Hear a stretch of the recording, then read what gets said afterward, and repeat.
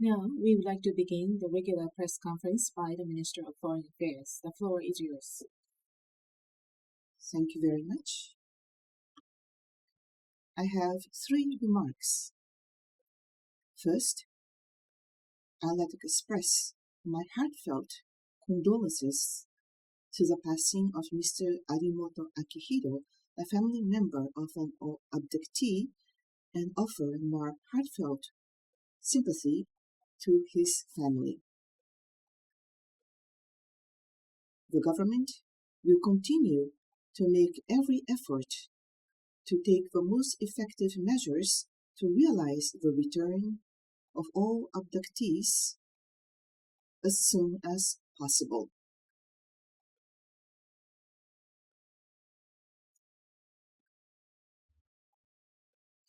Next, I would like to continue with my scheduled trip abroad for G20 Foreign Ministers meeting from February 20 to 21. I will be visiting Johannesburg, South Africa, to attend the G20 Foreign Ministers meeting. At the meeting, the situation in Ukraine and the Middle East, as well as initiatives for the G20 summit to be held in November this year, will be discussed. In addition, Japan would like to proactively communicate the importance of cooperation with Africa, keeping in mind TCAT 9, which will be held in Yokohama in August of this year. Meetings with our counterparts in each country will be held in order to confirm cooperation with the countries of the Global South. Lastly, I'd like to talk about the Treaty on the Prohibition of Nuclear Weapons. The third meeting of the parties to the Treaty on the Prohibition of Nuclear Weapons will be held from the 3rd of March. And many people, including atomic bomb survivors, national political parties, local governments, NGOs, and people of a younger generation have requested that the Japanese government participate as an observer. In response to these requests, under the instructions of Prime Minister Ishiba, we have been carefully considering from various angles whether Japan should participate as an observer after re-examining the examples of countries that have participated as observers in the past.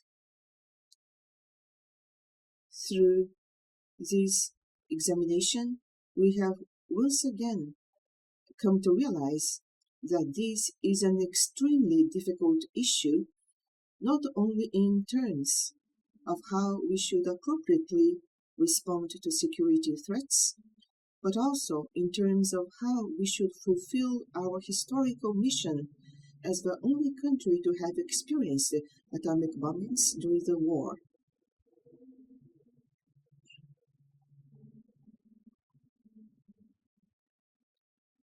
As we have been saying, the Treaty on the Prohibition of Nuclear Weapons is an important treaty that can be seen as a gateway to a world without nuclear weapons.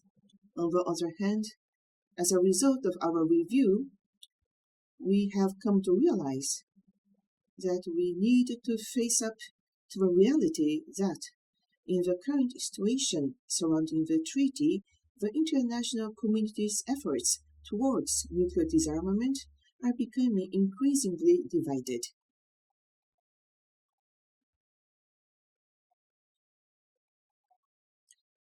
This divide is between the nuclear weapon states and those who require nuclear extended deterrence on the one hand, and those who strongly reject the idea of nuclear deterrence on the other hand.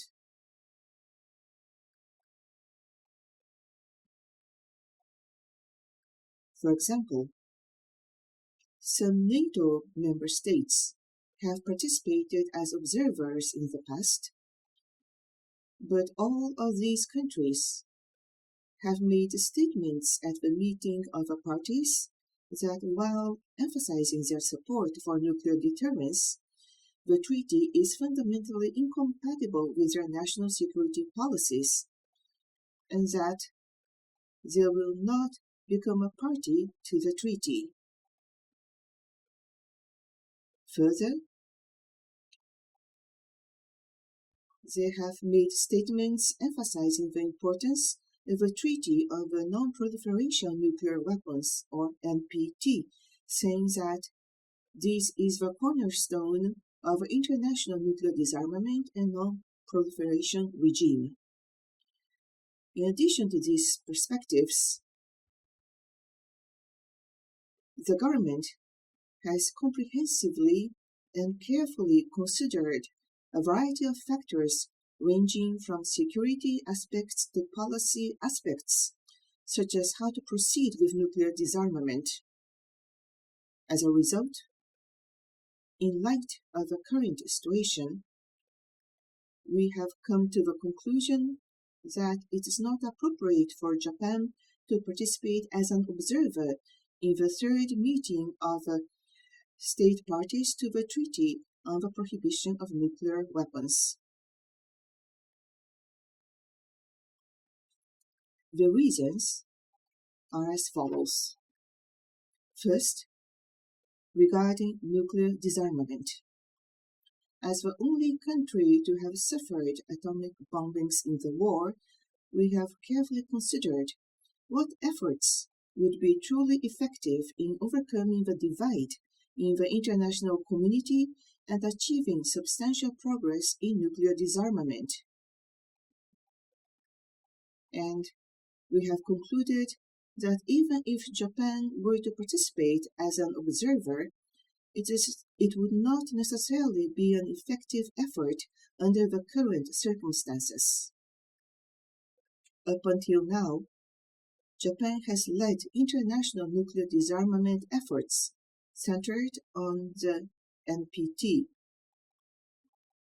The NPT is the only universal effort towards a world without nuclear weapons in which both nuclear weapon states and non-nuclear weapon states widely participate. It is difficult to advance nuclear disarmament without the participation of nuclear weapon states, and for this reason, we believe that it remains preferable for international nuclear disarmament efforts to proceed under the NPT. As the only country to have ever experienced atomic bombings, Japan has great influence in the field of nuclear disarmament. And if Japan were to participate as an observer in the Treaty on the Prohibition of Nuclear Weapons, there is a risk that, amid the divide I have mentioned, it would become difficult to gain widespread support for the efforts in the NPT that Japan has been pursuing, where there is participation of both nuclear weapon and non-nuclear weapon states. We believe that this would be undesirable in terms of advancing nuclear disarmament. Because we are serious about striving for a world without nuclear weapons, we have come to the conclusion that it is not necessarily appropriate for Japan to participate as an observer. Next is the responsibility to protect our people. Japan is facing the most severe and complex security environment since the end of the war. And we must face the harsh reality that qualitative and quantitative nuclear arms expansion is progressing around Japan. We must also seriously consider what impact observer participation may have on our national security.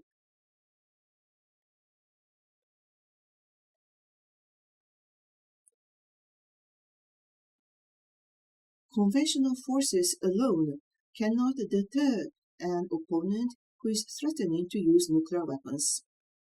Under the three non-nuclear principles, and on the premise that Japan will not possess nuclear weapons itself, we are in a situation where nuclear extended deterrence is essential to protect the lives and property of our people, as well as our national independence and peace. In that sense, the Treaty on the Prohibition of Nuclear Weapons, which comprehensively prohibits nuclear weapons, is incompatible with nuclear deterrence, and under the current situation, there is no prospect that the nuclear weapon states will conclude this treaty. In this context, we believe that participating in the Conference of the Parties to the treaty as an observer would send a wrong message about Japan's nuclear deterrence policy and could hinder the assurance of our own peace and security. However, it is not out of question that we could participate as an observer and then make a statement emphasizing the importance of nuclear deterrence and deny the conclusion of the treaty. However, we believe that expressing Japan's position, which is incompatible with the treaty while participating in the Conference of the Parties as an observer, would make Japan's thinking on nuclear disarmament diplomacy unclear and could undermine the appeal of our claims and efforts. As the only country to have suffered atomic bombings in the war, this is an extremely difficult issue for the Japanese government, which is sincerely striving for a world free of nuclear weapons. For this reason, we have given this matter careful consideration. Based on these reasons, we have concluded that we will not participate as an observer in the March meeting of the state parties to the Treaty on the Prohibition of Nuclear Weapons.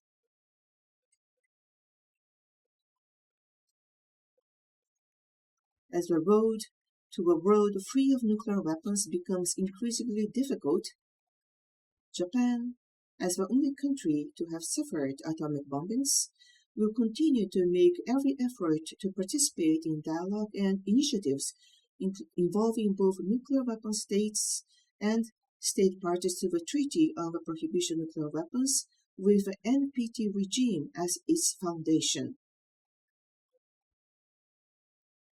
In particular, this year marks the 80th anniversary of atomic bombings, and in light of the significance of the recent awarding of a Nobel Peace Prize to Hidankyo, we are determined to work even harder to promote understanding of reality of bombings in collaboration with the atomic bomb survivors.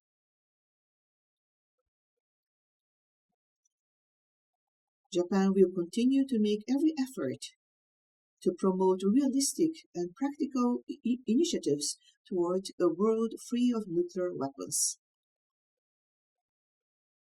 While accepting the reality that there is a divide within the international community regarding nuclear disarmament, we will continue to make tireless diplomatic efforts to lead towards cooperation.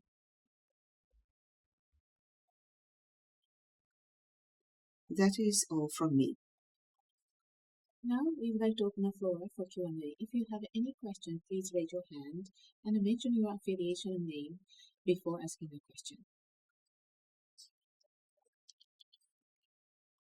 This is Sakaguchi of Kyoto News. Regarding the opening statement that Japan is not participating as an observer, as you mentioned at the end, the Nobel Peace Prize was awarded to Hidankyo, and there were frequent requests from the leaders of the A-bombed cities and the political parties to participate as an observer. Their wish has not come true. Minister, could you please share your view on how you are going to address these people?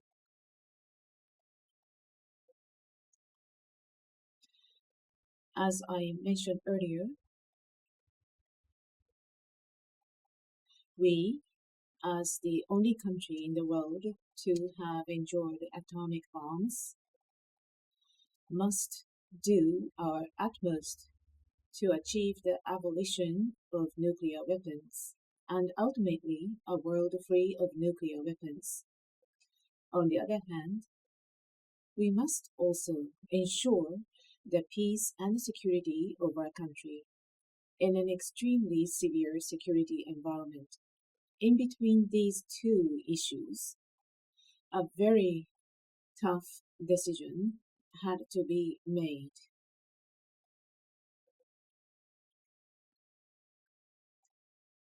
I believe that the government must firmly accept the sentiments of the people of Hidankyo and others who are striving for the abolition of nuclear weapons and a world without nuclear weapons. Although this view has been unchanged, as a practical policy decision, we have come to the conclusion that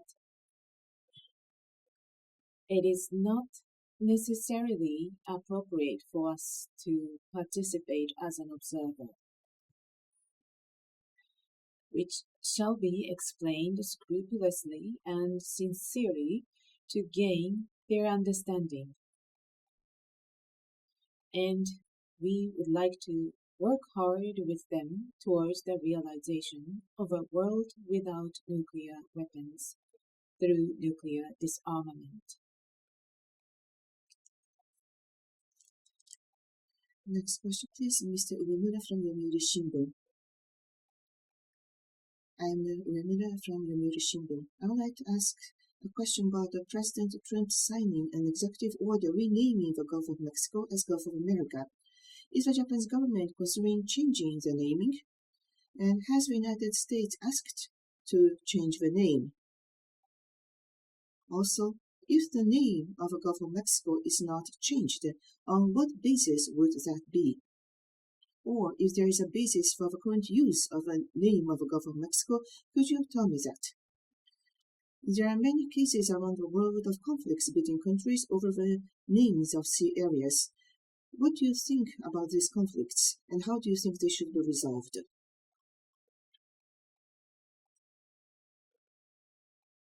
As for the related moves regarding the names that you have mentioned, the Japanese government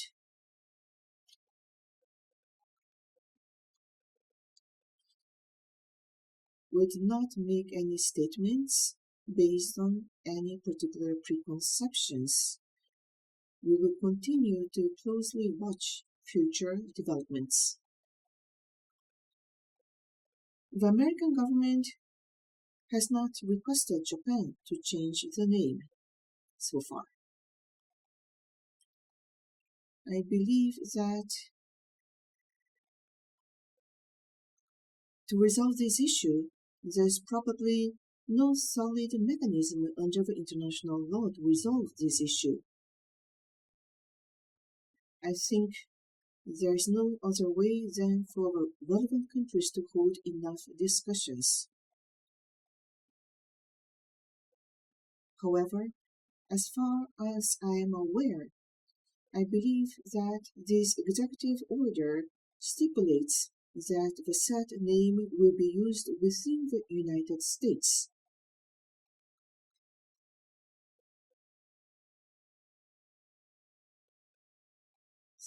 So it is difficult for me to comment on the legal effect under the international law or what kind of solutions there may be about this issue.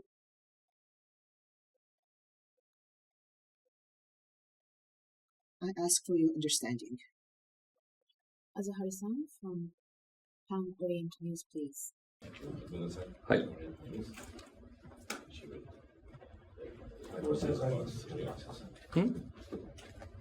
Does Japan have any plans to return the ambassador label and reopen its embassy in Syria?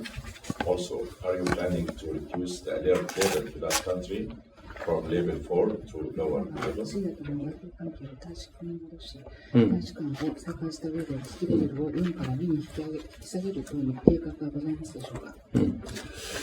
はい、シリアにおけるですね、一連の事態の推移を今、重大な関心を持って注視をしております。日本政府としては、これまでいわゆる暫定政権、この暫定政権の関係者とも接触をいたしております。そしてシリア情勢のへの今後の対応ぶりについてですね、我々も今検討しているところでございます。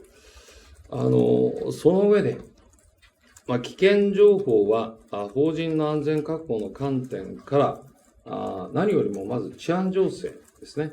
治安情勢をはじめとした政治情勢、あるいは社会情勢等を総合的に勘案した上で、これまでも発出してきておりますので、今後もですね、事態をしっかりと見極めて適切に判断をしていきたいと思っています。いずれにしても、我が国としてはシリアにおいて平和的で安定した政権の移行が行われることを期待しておりますし、すべての関係者がシリア国民による対話を通じた包摂的な政治的解決、これに向けて建設的な役割を果たすことを期待しています。こうした観点から今後とも国際社会関係各国としっかり連携をしていきたいと考えております。The Japanese government has been carefully watching the situation of the Syria with a great interest, and the Japanese government, by contacting with the stakeholders of the transitional government, we have been reviewing about our response for the future to the Syrian situation. Having said that, in order to protect the safety of the Japanese nationals there, we issue alert information. By considering the comprehensive situation, including political and social situation, including the state of the security. So we would like to continue to make appropriate judgment. At any rate, we hope that in Syria there will be transition in a stable manner to the peaceful way, and so that all the stakeholders can play the constructive role for the comprehensive political solution through dialogue by the people in Syria. So from that perspective, we would like to respond to that situation by collaborating with the international community. Next question. AWJ. Thank you. I have a question about Japan-US relations.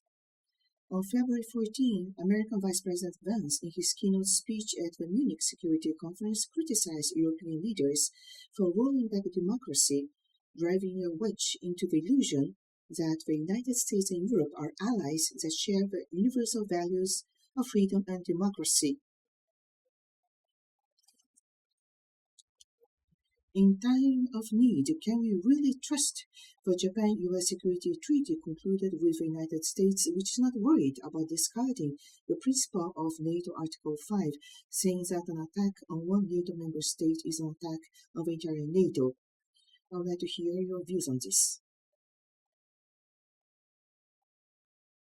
I also attended the Munich Security Conference. However, I was not there when Vice President Vance gave that speech. I learned about this later through press reports. I would like to refrain from making comments on that. However, on numerous occasions, the United States have confirmed their defense obligations towards Japan under the Japan-US Security Treaty, and at the recent Japan-US Summit meeting, we have also heard the President state that he will make 100% commitment. So I believe that this has been firmly confirmed. Therefore, the government of Japan has the utmost confidence that the United States will fulfill its obligations under the treaty.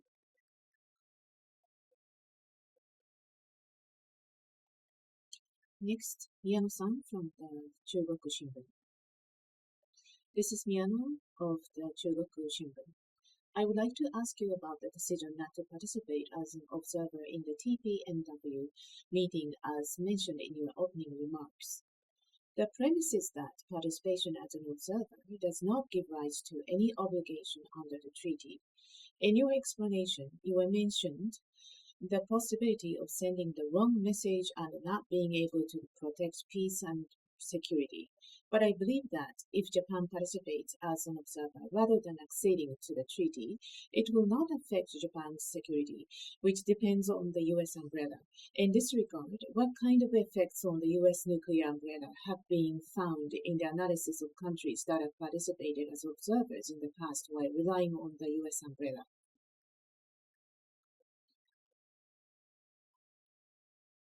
Until now, the nuclear powers have taken a negative attitude towards the treaty on the prohibition of nuclear weapons, while committing themselves to the NPT regime.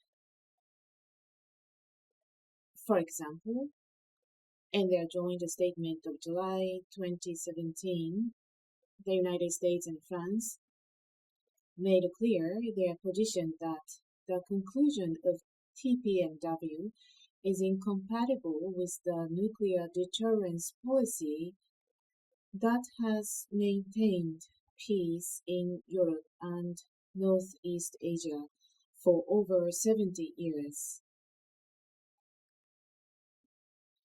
We have made inquiries to various countries concerned, and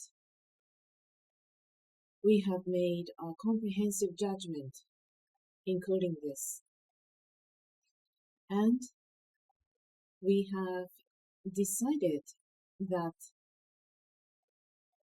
there could be a risk of influencing the nuclear deterrence policy to protect the security and peace of our country, even if we participate as an observer. Next, Baba-san from Nikkei Shimbun. This is Baba of Nikkei Shimbun. On a related matter, the new Komeito party has requested participation in the meeting of state parties.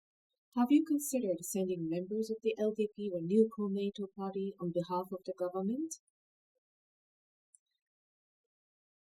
From the standpoint of the government, I would like to refrain from commenting on each party's response.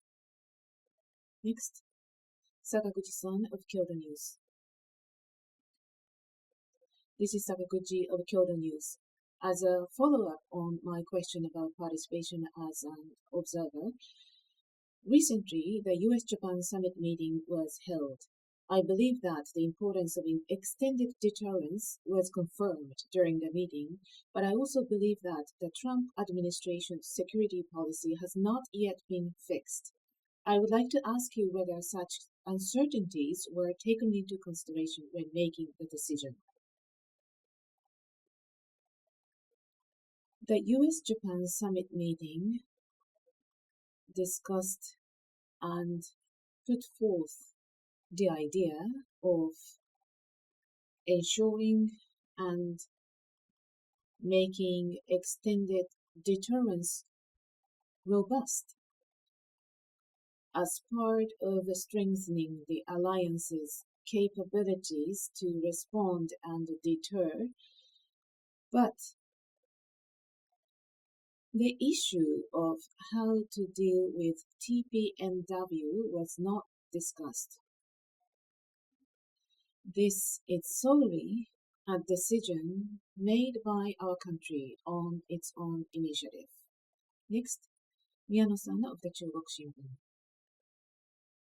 This is Miyano of Chugok Shimbun. As a follow-up to the earlier questions, are there any specific countries that have participated as observers in the past that have been judged to have had an impact on the security and peace of their own countries?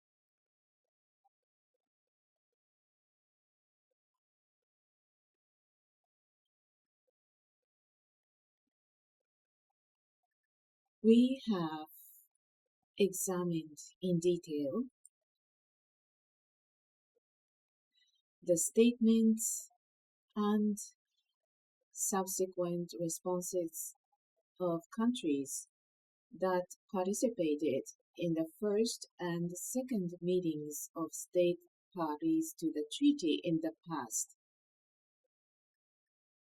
I think it is up to each country to decide whether or not it had an impact on their nuclear deterrence, as you said. Some countries had participated in the first meeting, but not in the second, and others decided not to participate as a result of participating once because it was deemed contradictory to their own security policy. I am sure that each country made its own decision. Therefore, I would like to refrain from making an evaluation based on any assumption. Next, Furukawa-san of Nishi Nippon Shimbun. Regarding the participation as an observer, I heard that there was an instruction by Prime Minister. This final decision was also based on Prime Minister Ishiba's instruction. Could you also tell why the decision was made at this time, as I think there is still some time? First of all, as the issue is about the treaty, the Ministry of Foreign Affairs was instructed by the Prime Minister to take responsibility for the verification, and the Ministry of Foreign Affairs has taken the lead in the examination. Of course, the results of the verification were reported to the Prime Minister, and I, as the Minister of Foreign Affairs, also presented my view on the matter to him for his approval. Next, Satomi-san of Asahi Shimbun. This is Satomi of the Asahi Shimbun. I would like to ask you a related question. I understand that this decision is only for the third meeting of the state parties, but in the future, the fourth and fifth meetings will be held. You mentioned the security environment surrounding Japan and the international environment and the world being more divided as reasons for not participating. I wonder if this decision will be permanent or what kind of change in the environment will be necessary for Japan to participate as an observer or to become a signatory to the treaty. At this stage, I would like to refrain from making any comments on prediction about the future. But since our ultimate goal is the abolition of nuclear weapons and the realization of a world without nuclear weapons, if such an environment is to be created in the future, it cannot be ruled out at all. However, under the current circumstances in which the nuclear weapon states are not participating at all, and the international community is becoming increasingly divided on the issue of nuclear disarmament, I believe that Japan's mission is to work for the NPT, which includes both nuclear weapon states and non-nuclear weapon states, while of course the NPT itself is currently facing very difficult issues. I believe that Japan's role should be to work hard in this situation, first of all, for nuclear disarmament and then for the abolition of nuclear weapons so that we can move even one step closer to that goal. Last question. Miyano-san of the Chugok Shimbun, please. Thank you. Miyano speaking from the Chugok Shimbun. Regarding the point you made earlier about the world being divided, there was a comment that participation as observers may gradually widen the division. I agree that Japan's participation as an observer may have an effect of widening division for countries which require nuclear weapons, but on the other hand, there are countries that do not need nuclear deterrence. And I think there is a concern that if Japan does not participate, it may lose their support. What kind of consideration has been given to this point? Well, given the circumstances, I think it would be a very difficult path to immediately eradicate or eliminate nuclear weapons, given the current situation. Therefore, first of all, Japan is working hard to promote nuclear disarmament, not to increase the number of nuclear weapon states, and not to produce nuclear materials in the first place. I believe that this is the way to respond realistically to the wishes of the countries that have gathered under TPNW, as well as the citizens of the world.